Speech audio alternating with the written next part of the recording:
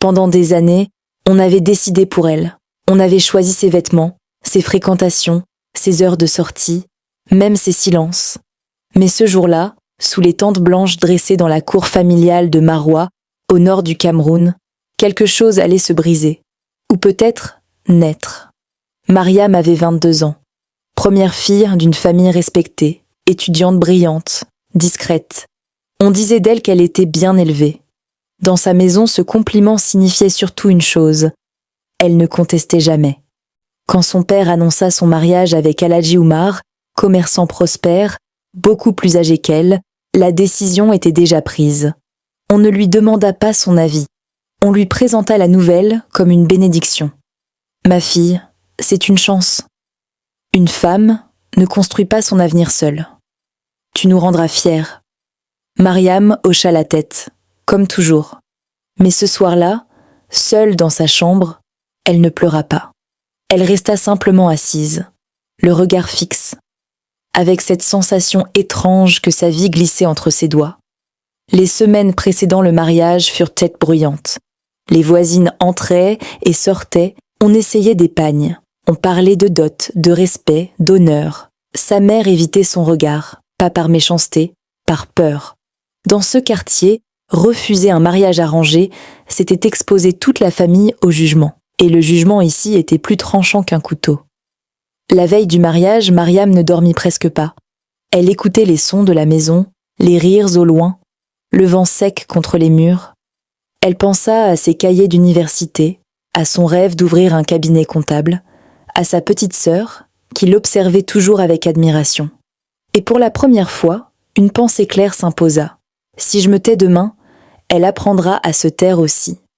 Le jour se leva dans la poussière dorée du Sahel. La cour était décorée, les chaises alignées, les femmes maquillées. On l'habilla longuement. On ajusta son voile, on lui murmura « Souris ». Elle sourit, mais son cœur battait trop fort. La cérémonie commença. Les salutations, les bénédictions, les regards hasiés, fiers. Puis vint le moment. L'imam posa la question.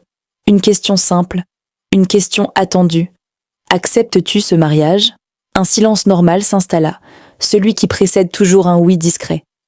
Mais Mariam ne répondit pas. Son père serra les mâchoires. L'imam répéta, plus clairement. « Acceptes-tu » Le temps sembla ralentir.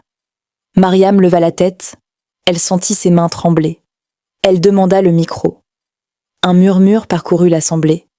On pensa qu'elle voulait remercier les invités. Sa voix sortit faible, puis se stabilisa. « Je respecte ma famille. Je respecte nos traditions. Mais je ne peux pas épouser un homme que je n'ai pas choisi. » Le silence devint lourd. On entendit un enfant tousser au fond. Son père se leva brusquement. « Mariam. » Mais elle continua. « Le mariage doit être un choix, pas une peur. Je ne refuse pas ma famille. Je refuse une vie qui n'est pas la mienne. » La musique s'arrêta. Les regards changèrent. En quelques secondes, la fête devint scandale. Les jours suivants furent glaciaux.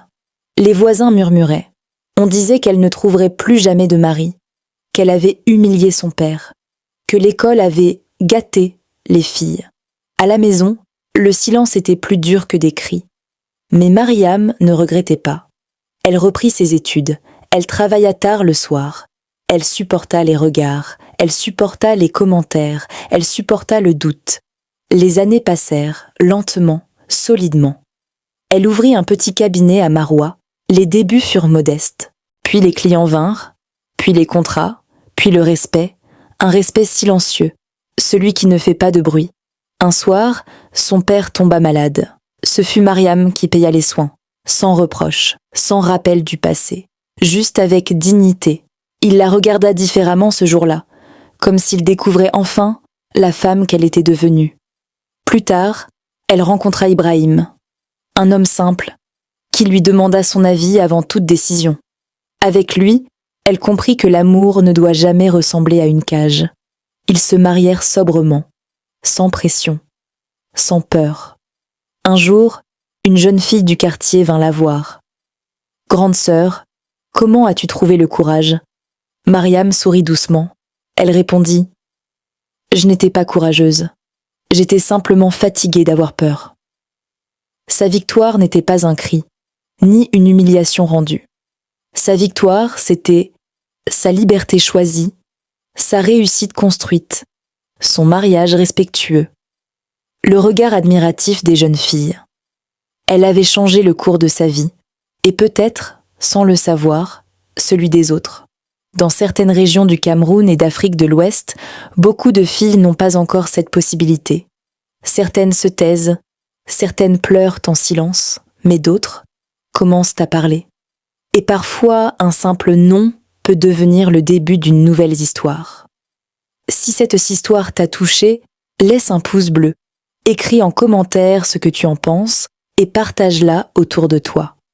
Abonne-toi pour ne manquer aucune de nos prochaines histoires, car ici, chaque conte est une graine. Et chaque graine peut changer une vie.